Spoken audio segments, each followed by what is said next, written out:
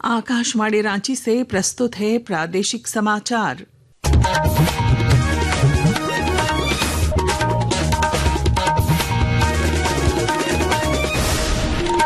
नमस्कार।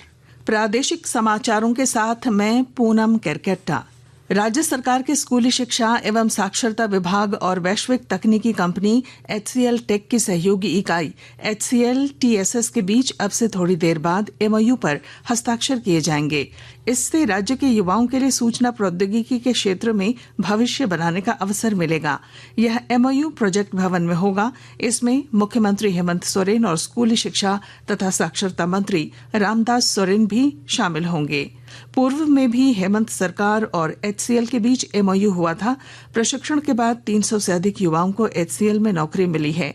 कई युवाओं को मुख्यमंत्री ऑफर लेटर भी सौंपेंगे। केंद्रीय वस्त्र मंत्री गिरिराज सिंह आज शाम 2 दिवसीय दौरे पर रांची आएंगे। श्री सिंह आज कुछ स्थानीय कार्यक्रमों में भाग लेने के बाद राजकीय अतिथिशाला में रात्रि विश्राम करेंगे। इसके बाद वे कल रांची स्थित central Tasar and training institute के 61वें स्थापना दिवस कार्यक्रम में शामिल होंगे। साइप्रस और कनाडा की यात्रा के बाद प्रधानमंत्री नरेंद्र मोदी आज दोपहर बाद क्रोएशिया की राजधानी जागरेब पहुंचने वाले हैं। प्रधानमंत्री की इस ऐतिहासिक क्रोएशिया यात्रा के दौरान भारत और मध्य एवं दक्षिण पूर्वी यूरोप के इस देश के बीच उच्च स्तरीय वार्ता होगी। यह किसी भारतीय प्रधानमंत्री की पहली क्रोएशिया यात्रा है। प्रादेशिक समाचार आप आकाशवाणी रांची से सुन रहे हैं। राज्य के 108 एम्बुलेंस कर्मी अनिश्चितकालीन हड़ताल पर चले गए हैं। गिरिडीह में आंदोलन कर रहे एम्बुलेंस चालकों ने बताया कि उन्हें अब तक आउटसोर्सिंग कंपनी की ओर से न तो नियुक्ति पत्र दिए गए हैं और न ही वेतन में बढ़ोतरी की गई है। एम्बुलेंस कर्मियों की हड़ताल की वजह से मरीजों को परेशानियों का सामना करना पड़ रहा है और स्वास्थ्य व्यवस्था प्रभावित हुई है। ये टाइम टू टाइम पेमेंट भी नहीं कर रही है, टाइम टू टाइम मरम्मत भी नहीं कर रही है, टाइम टू टाइम हम लोगों का जो सेफ्टी होता है वो भी नहीं दे रही है। तो हम लोग कैसे काम, पेशेंट को लेके जाएंगे तो उसे ना हम कोई ट्रीटमेंट कर सकते हैं ना कोई तरह का उसे प्रोवाइड कर सकते हैं। के जोनल IG सुनील भास्कर ने कल शाम मेदिनीनगर सर्किट हाउस में झारखंड बिहार के सीनियर अधिकारियों के साथ अपराध और नक्सल को लेकर समीक्षा बैठक की। बैठक में नक्सलियों के खिलाफ इंटर स्टेट अभियान और अपराधियों के खिलाफ कार्रवाई के लिए कई बिंदुओं पर चर्चा हुई। बचे हुए नक्सलियों के खिलाफ कार्रवाई के लिए इंटर स्टेट और inter district special task force का गठन किया गया।